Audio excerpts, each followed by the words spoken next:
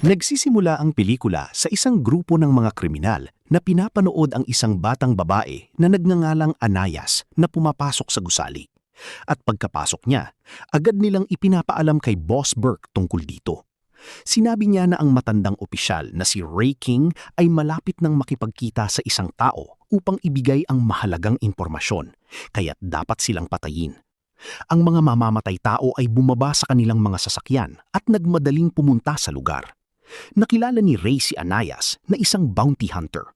Sinabi ni Ray sa kanya na dati siyang opisyal ng FBI na nag-specialize sa paglutas ng mga krimen sa pananalapi. Kasalukuyan siyang nagtatrabaho sa isang kaso upang malaman ang impormasyon tungkol sa pamilya na ipinakita sa isang partikular na litrato. Ang lalaking nagbigay sa kanya ng trabahong ito ay ama ng taong nasa litrato. Nang tingnan ni Anis ang litrato, sinabi niyang siya ay isang mamamatay tao at hindi isang taong nagliligtas ng iba. Maya-maya, napansin ni Ray ang mga miyembro ng gang sa labas. Mabilis niyang sinabi kay Anayas na umalis sa lugar at pumasok sa banyo. They're gonna come after me. When they do, get out of here.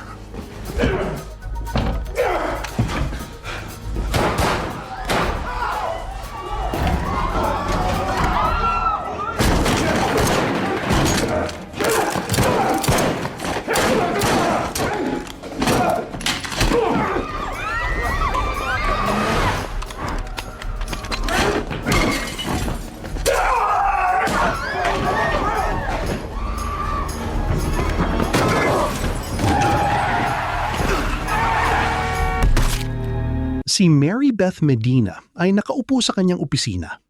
Nakatanggap siya ng tawag na nagpapaalam sa kanya na ang kanyang dating amo na si Ray ay namatay. Agad na pumunta si Medina upang kumpirmahin ang bangkay ni Ray. Sinabi ng mga doktor sa kanya na ang kanyang numero ay nakalista bilang emergency contact sa telepono ni Ray. Tinanong din siya kung may mga problema ba sa pananalapi si Ray. At saka, ipinakita sa kanya ng mga doktor ang isang nakakagulat na bagay.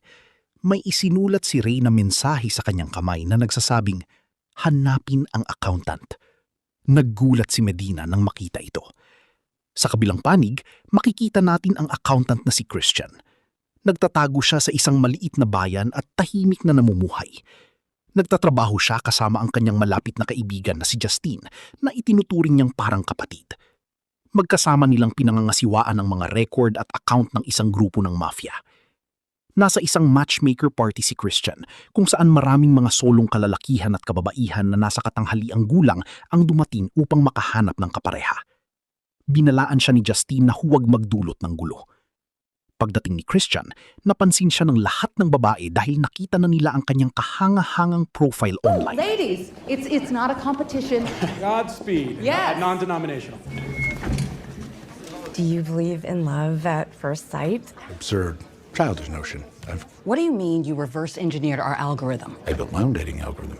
For example, women claim to value commitment and stability, but they swipe for dangerous and exciting, sexy bad boys. I assigned numerical values to your questions by tokenizing them in an embedding matrix and generating a predictive model. Women lie about weight and age, men lie about height and age. So I adjusted my photo and smile accordingly. And the best part is you don't have to amend your tax return for unclaimed depreciation. Kids? 44? 45. Suppose anything's possible. Pinuntahan ni Medina ang inuupahang bahay ni Ray sa ibang lungsod kung saan siya nakatira. Doon, napansin ni Medina na maraming research ang ginawa ni Ray at naglagay ng maraming research paper sa isang kahon. Nalaman niya na iniimbestigahan ni Ray ang maraming tao na namatay. Nagrerenta si Medina ng parehong bahay. Habang nandoon siya, natagpuan niya ang pangalang Christian Wolf na siya palang kanilang accountant. Si Christian ay nakatira mag-isa sa kanyang truck kasama ang ilang ibang tao sa mga burol. Itinatago niya ang kanyang mga barili, bisikleta at iba pang bagay sa truck. Tumawag si Medina sa ahensya ni Christian at sinagot ang kanyang tawag sa pasilidad ni Justine kung saan inaalagaan nila ang mga batang may kapansanan sa pag-iisip. Tinanong ni Medina si Christian Wolf, ngunit sinabi nilang walang nakatira doon na may pangalang iyon. Sinabi ni Medina sa kanila na mayroong nagsusuporta sa kanya mula doon. Narinig ni Justine ang kanilang pag-uusap at nalaman na si Medina ay nasa bahay ni Ray. Pagkatapos, sinuri ni Justine ang mga profile ni na Ray at Medina. Nakita ni Medina ang litrato ng pamilya na hinahanap ni Ray sa dingding. Kinabukasan, abala si Burke sa pagbibenta ng kanyang isda, ngunit lihim din na pinapatakbo ang kanyang negosyo sa human trafficking. Nakilala niya si Cobb at tinanong kung ano ang nangyari sa babae. Sabi ni Cobb, siya ay nawala. Inutusan niya si Cobb na hanapin ang babae at patayin ito agad dahil 3 taon na ang nakalipas nang atakihin sila ng babae sa isang pulong kasama ang kanyang mga kasosyo. Sabi niya na pinatay ng babae ang marami sa kanilang mga tao. Think she knows we were after her instead of King? No chance. Relax, boss. She don't remember you. Yet. Your ships, my boat. Just one day she'll remember who I am and what I did. You fly to Fort Worth tonight. Lumabas si Christian. Gusto niyang malaman kung bakit siya hinahanap nito. Tinanong niya siya kung ano ang gusto nito sa kanya. Kaya dinala siya ni Medina sa bahay ni Ray. Sinabi niya sa kanya na may mensahe si Ray na nakasulat sa kanyang kamay. Ipinakita niya kay Christian ang mga litrato sa dingding at sinabi na si Ray ay nag-iimbestiga ng isang kaso, pero hindi niya maintindihan kung paano magkakaugnay ang lahat o kung ano ang kinalaman ni Christian dito. Matapos ipaliwanag ang lahat ng ito, nakatulog si Medina. Kinabukasan, nagising siya at nakita niyang nagtrabaho si Christian sa kaso buong gabi. Nakatagpo ng ilang litrato ng mga patay na dating espesyal na puwersa ng Chile. Pati na rin ng isang tax return mula kay Edith Sanchez. Nalaman nila na ang ama ni Edith ay isang lalaking nagngangalang Emiliano Gonzales na binaril hanggang mamatay sa Fort Worth. Pumunta sina Christian at Medina sa isang pabrika ng pizza upang makausap ang manager, si Ike, dahil di umano'y doon nagtatrabaho si Edith. Nang tanungin nila si Ike tungkol sa kanya, sinabi niya na hindi niya alam dahil daan-daang babae ang nagtatrabaho roon araw-araw at hindi niya kayang malaman ang pangalan ng lahat. Large pizza is $17.35, which accounts for 1,484,315 large pizzas. What's your point? Your paper costs are $360,000, which only accounts for 900,000 large pizza boxes. You're making my head hurt. You're fraudulently claiming more income than you're receiving in order to conceal income from another source. What is You it? got the balls to accuse me of. You're laundering money. Where is it coming from?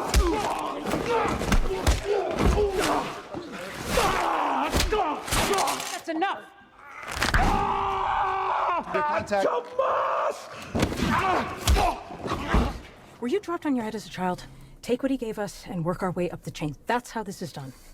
Ang kapatid ni Chris, si Braxton, ay nasa proseso ng pag-aampon ng isang tuta na corgi. Ngunit sinabi ng babae sa ahensya ng pag-aampon na hindi niya maaaring kunin ang aso ng mas maaga kaysa sa napagkasunduan. Hey, Margaret, it's Margaret. Margaret, it's Braxton. I was just good. Hi, Margaret. Hey, Margaret, it's. You even know what his name is? It's Craig. Yeah, me again. You got me there, Margaret. I'm going to swing on through and pick up the pup on Thursday. You know, a corgi is an enormously smart dog, Margaret, and build a bond between the owner and its pup when they're going to spend the rest of their lives together. You know, you really. You're yelling at me, Margaret. Bye-bye. Tinawagan ni Christian ang kanyang kapatid na si Braxton.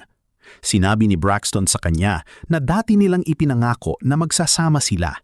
Pero ngayon, siya ay tumatawag pagkatapos ng 8 taon.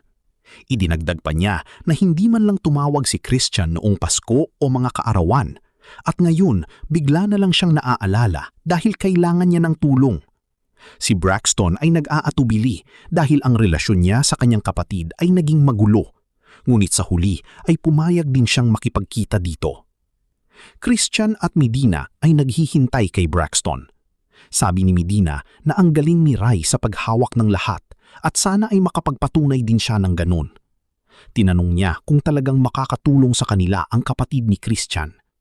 Sumagot si Christian na si Braxton ay isang napakakayang tao at kahit na hindi sila madalas mag-usap, labis siyang natutuwa na darating siya sa pagkakataong ito. Dumating si Braxton at nagulat nang makita si Christian kasama ang isang babae.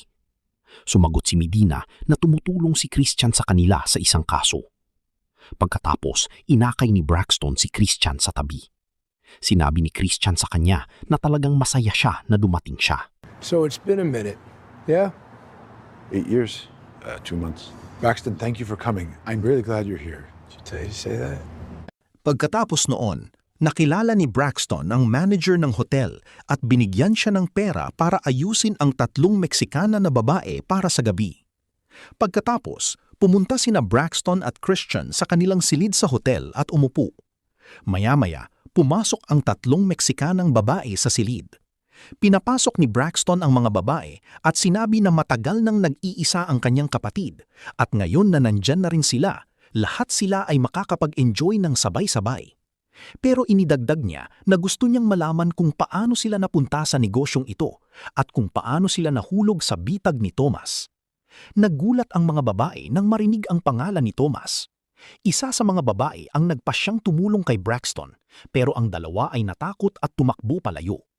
Ang batang babae na nanatili ay humingi ng malaking halaga ng pera. Binibigyan siya ni Christian ng pera.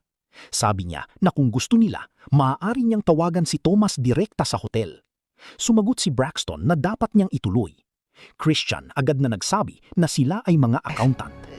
Look like Accountants. I don't have kids.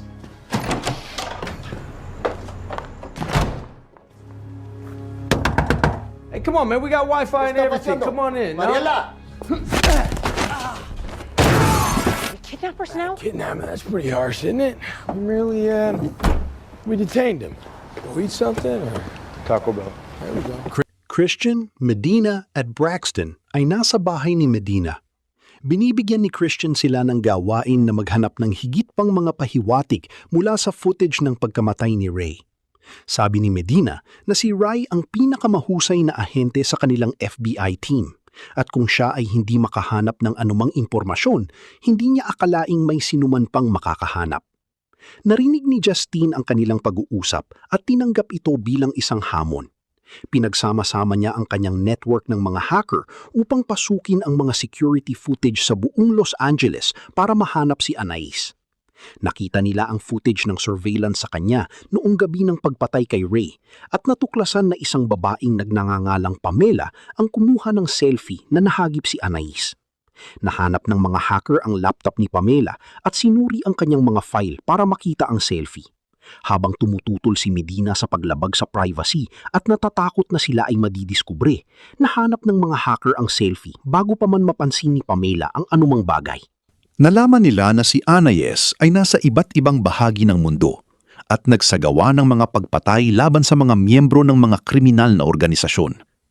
At saan man siya magpunta, nag-iiwan siya ng bakas na mga patay na katawan. Pero kahit na natagpuan na nila ang kanyang muka, hindi pa rin nila mahanap ang kanyang tunay na pangalan dahil wala siyang pagkakakilanlan. Sa kabilang banda, tinitignan ni Braxton ang mga litrato ng mga pinaslang na tao at sinasabi na si Ana ang pumatay sa lahat ng mga ito dahil pari-pareho ang estilo ng pagpatay. Medina ay nagulat dahil sa unang pagkakataon ay napagtanto niyang si Braxton ay isa ring mamamatay tao. Naggalit siya at umalis dahil ayaw niyang makatrabaho ang isang mamamatay tao. I literally made a gesture. Is that bothered her? We don't get to decide who lives and who dies. Apparently I do.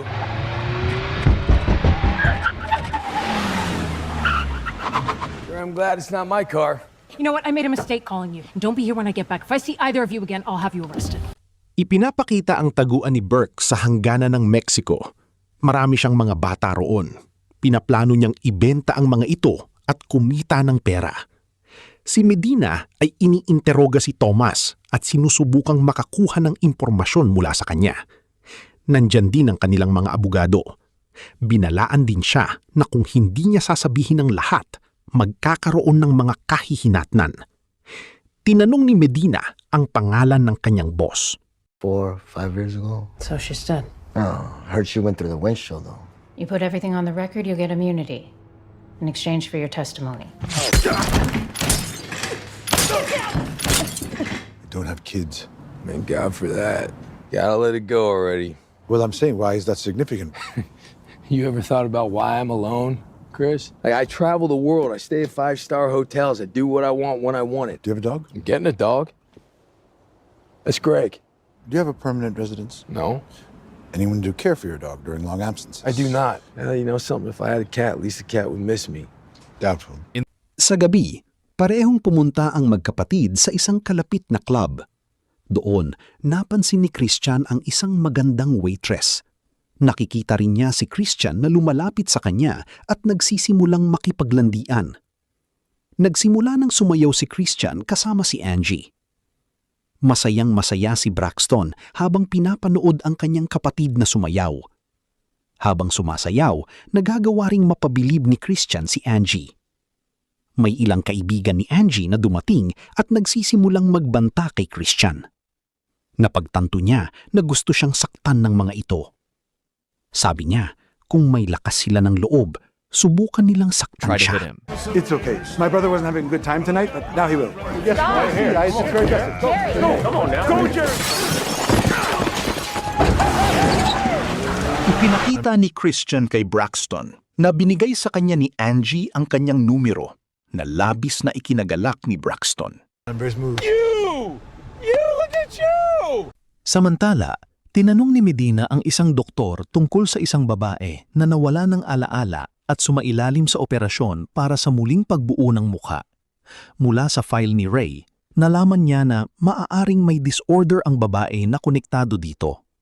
Sinabi ng doktor sa kanya na ang babae ay nagtrabaho sa isang restauran. Isang araw, umalis siya sa restaurant at may isang batang lalaki na umatake sa kanya. Nakipaglaban siya at nahuli siya ng bata at binugbog siya ng husto. Tumakbo siya pero nagkaroon siya ng aksidente. Ang aksidenteng ito ay nakaapekto sa kanyang utak. Pagkatapos ng aksidente, labis na nasaktan ang kanyang mukha. Kaya, nagpa-plastic surgery siya para baguhin ito. Nawala rin ang kanyang alaala. Ngunit unti-unti, nagsimula siyang maging mas matalas sa lahat ng bagay at ang kanyang mga kakayahan ay lumampas na sa karaniwang tao. Nagsimula siyang gumaling sa loob lamang ng ilang araw. Pagkatapos, napagtanto ni Medina na ang babae pala ay isang MBN na ganap na nagbago at naging mamamatay tao. Tumunog ang telepono ni Braxton at nakita ni Christian na ang kontrata para patayin si Medina ay umabot sa lahat ng mga mamamatay tao sa kanilang grupo. Mabilis na kinuha ni Christian ang kanyang bisikleta at nagmadaling pumunta sa bahay ni Medina. Sinimulang ipaliwanag ni Justine ang lahat tungkol kay Anais, kung paano siya nagkaroon ng bagong muka at kung bakit wala siyang impormasyon kahit saan sa mundo. Samantala, umabot si Anais sa bahay ni Medina at nahuli siya ni Medina.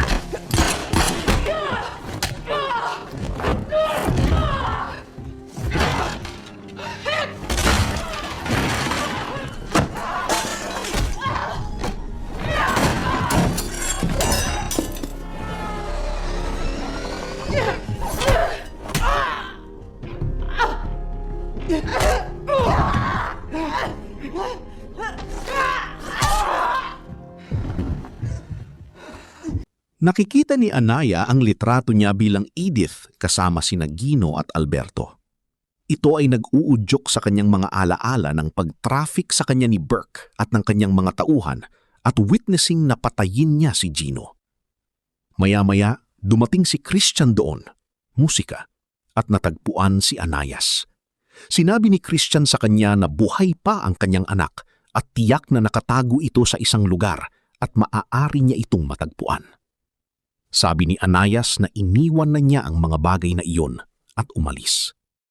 Nakikita ni Christian na sugatan si Medina, kaya dinala niya ito sa ospital. Mabilis na sinabi ni Brooke kay Cobb na tanggalin ang lahat ng mga bata para walang ebidensyang matira tungkol sa kanyang negosyo. Sang-ayon siya na parang walang anuman at pumunta sa lokasyon. Samantala, galit si Christian dahil hindi sinabi ni Braxton sa kanya ang tungkol sa kontrata kay Medina. Sabi niya na ililigtas niya ang mga bata kahit ano paman at sumama si Braxton sa kanya. Pumasok ang magkapatid sa kotse at umalis. Pagdating ng umaga, ginamit ni Justine ang kanyang drone upang mag-scout sa base na medyo malayo sa hangganan ng Mexico. Nakikita niya si Cobb na naglalagay ng lahat ng mga bata sa isang bus kaya ibinabahagi niya ang kanilang lokasyon sa mga kapatid. Kinuha nila ang kanilang mga armas at nag-armahang mabuti. At ang tanging kulang na lang ay ang logo ng bungo kay Braxton.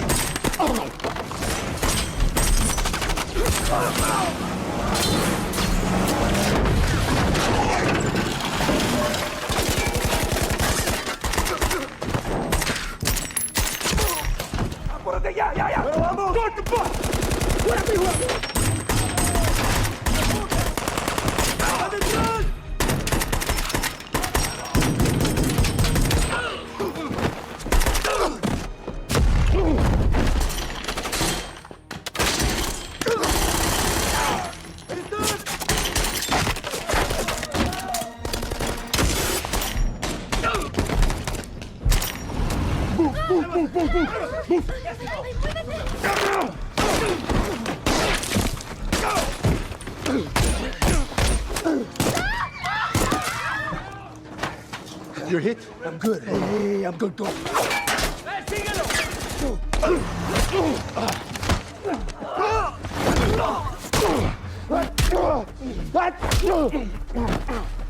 Te vengo en el puto infierno, güey.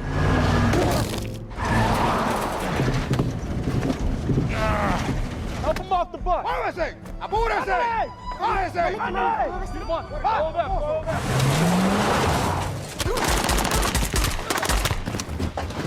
Oh, Bark is the guy you want. Listen to me, man. There you go. ¿Estás bien? ¿Estás seguro? ¿Estás bien? She looks for me, man. Are you gonna be mine? As I suspected. Samantala, tinawagan ni Justine si Anayas at sinabi sa kanya ang lokasyon ni Burke at lahat ng maling bagay na ginawa nito. Pagkalipas ng ilang sandali, natuntun niya siya sa isang banyagang lugar at hinihintay siya habang lumalabas si Burke mula sa banyo. Kinuha niya ang isang kutsilyo at hinabol siya sa buong bahay. Pinatay siya. Sa wakas, bumalik si Medina sa trabaho matapos gumaling at isang linggo ang lumipas, sinamsam niya ang buong kumpanya ng pangingisda ni Burke at nakakita ng maraming ebidensya na may kaugnayan sa human trafficking. Umupo si Medina sa upuan ni Burke at tinawagan ng sentro ni Justine upang pasalamatan siya sa pagtulong na mailigtas ang mga bata at na magiging proud si Ray. Inihahanda ni Justine ang isang silid para kay Alberto upang makapagpahinga siya ng komportable kasama ang ibang mga bata upang madali siyang makapamuhay doon. Sa kabilang banda, sina Christian at Braxton ay pupunta sa base ni Justine kasama si Alberto. Ang dalawang magkapatid ay nagplano na manatili doon ng ilang linggo at labis na nasasabik si Braxton na magkasama ang oras na ito sa kanyang kapatid. Well, I made a reservation at an RV park. You made a reservation? I think it'll be fun. It might be fun too. Ang aral sa kwento ay huwag mong saktan o patayin ang mabait na kaibigan ng accountant para makaiwas ka sa gulo.